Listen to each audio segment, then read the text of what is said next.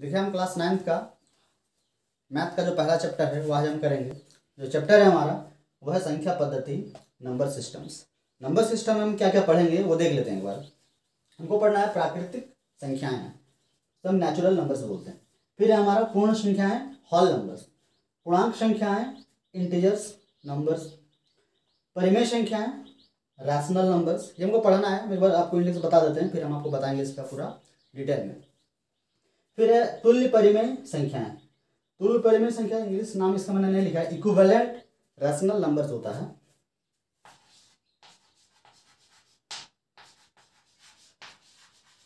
Equivalent rational number.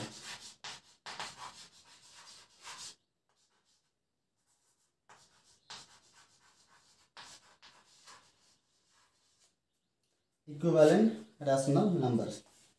फिर है हमारा अपरिमेय संख्या हमको पढ़ना है, वो है इरेशनल नंबर्स। इरेशनल नंबर वास्तविक संख्या है, रियल नंबर्स। तो ये सबको हमको पढ़ना है। तो सबसे पहले हम आपको संख्या रेखा बताते हैं, फिर संख्या रेखा के अनुसार हम सारा ये बताएंगे। पहले भी पिछले कक्षा में आपने पढ़ा होगा ये संख्या रेखा के बारे में। ये 0 है, इधर पॉजिटिव में आता है, इधर धनात्मक में आता है। 1 2 3 4 ऐसे अब हम बढ़ाते जाएंगे, उधर आते जाएगा। फिर इधर आपका -1 -2 -3 ऐसे इधर ये भी बढ़ते जाएगा। ये संख्या रेखा है, ठीक है। अब देखिए हम प्राकृतिक संख्याएं किसे कहते हैं वो समझते हैं। देखिए प्राकृतिक संख्याएं, प्राकृतिक आप समझते हैं प्राकृतिक क्या होता है? जो दिख रहा है हमको दुनिया में सारा जो नेचुरल है उसको हम प्राकृतिक बोलते हैं। नेचुरल इंग्लिश में है, नेचुरल बोलते हैं ना उसी को। तो देखिए हम गिनती कैसे गिनते हैं? गिनती आप कभी भी गिनिएगा तो आप 0 1 2 तो शुरू करते हैं, नहीं करते हैं। कैसे शुरू करते हैं? 1 2 3 4। ये प्राकृतिक है, मतलब नेचुरल है। आप गिनती गिनेंगे तो 1 से गिनेंगे। तो प्राकृतिक संख्या हम किसको बोलेंगे? जो नेचुरल है। नेचुरल मतलब नेचुरल वाला गिनती। कैसा गिनती? 1 2 3 4 5 ऐसे गिनते हैं ना, हम 1 से गिनते हैं। तो प्राकृतिक संख्याएं हम उन संख्याओं को कहेंगे जो 1 से शुरू होती है, यानी गिनती की संख्या को हम प्राकृतिक संख्या कहते हैं। क्लियर? इधर वाले जो 1 2 3 4 ऐसा करके। फिर देखिए पूर्ण संख्या। पूर्ण संख्या जिसको होल नंबर्स बोलते हैं। अगर मान लीजिए ये आपका है, आपका प्राकृतिक संख्या है। अगर इसमें हम 0 को लेकर चले, यानी गिनती की संख्या में अगर हम 0 को लेकर चलते हैं या 0 मिला देते हैं तो हमारा हो जाता है वो पूर्ण संख्या, होल नंबर। ठीक है, एक पूरा नंबर। ठीक है, 0 से अगर हम शुरू करते हैं तो पूर्ण संख्या हम किसे कहेंगे?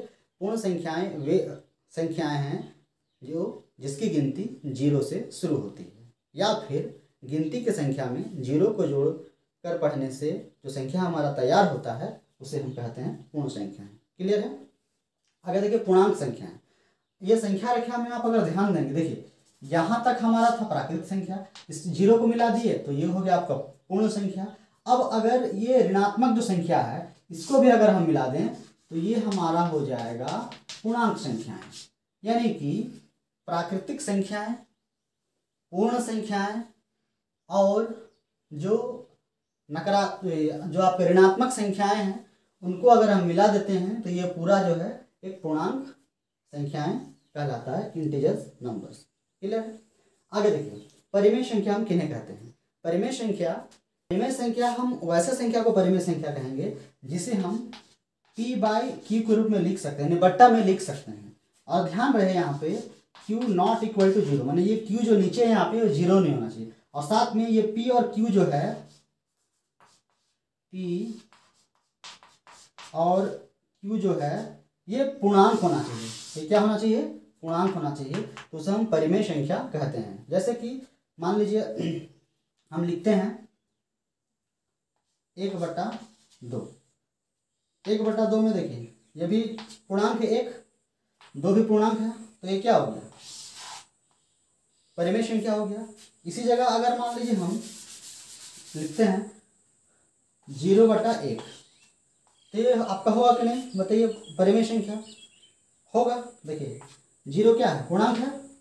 ठीक है, फिर यहाँ पे 1 है, 1 क्या है? ये भी पूर्णांक है, लेकिन Q नॉट इक्वल टू 0 है, तो इसलिए क्या हो जाएगा? 0/1 भी क्या होगा? एक पूर्णांक संख्या, आपका ये परिमेय संख्या होगा। परिमेय संख्या समझ में आ रहा है क्या है?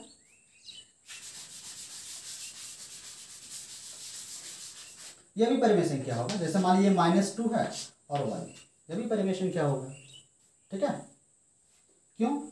ये भी पूर्णांक है, ये भी पूर्णांक है, क्यों नॉट इक्वल टू 0। ठीक है, आगे एक्सरसाइज में से रिलेटेड जो भी आएगा वो बनाएंगे हम। पहले आप परिमेय संख्या होती क्या है वो समझ लीजिए। ठीक है,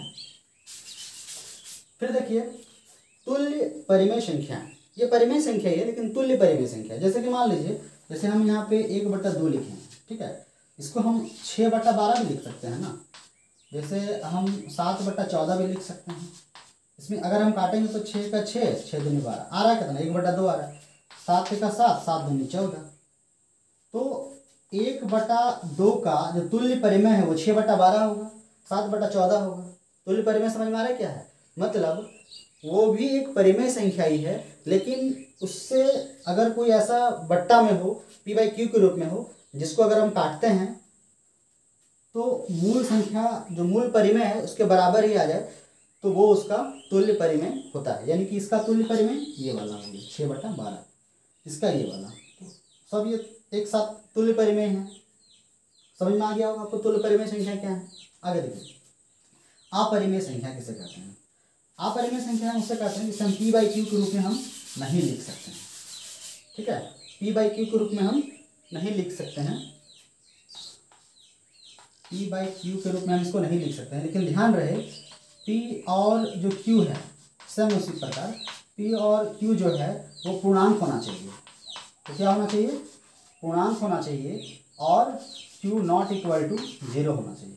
ठीक है, जैसे कि √2, √3, पाई, ये सब जो है अपरिमेय संख्या के अंतर्गत आता है, उसका उदाहरण है।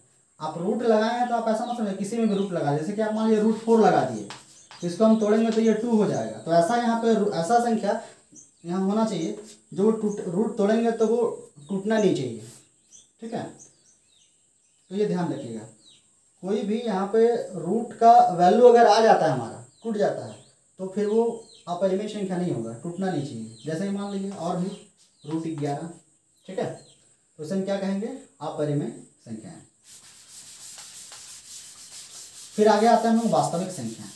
देखिए वास्तविक संख्या की अगर हम बात करें ना, तो जितने भी ये सारे संख्याएं हैं सब वास्तविक संख्या हैं, रियल नंबर्स।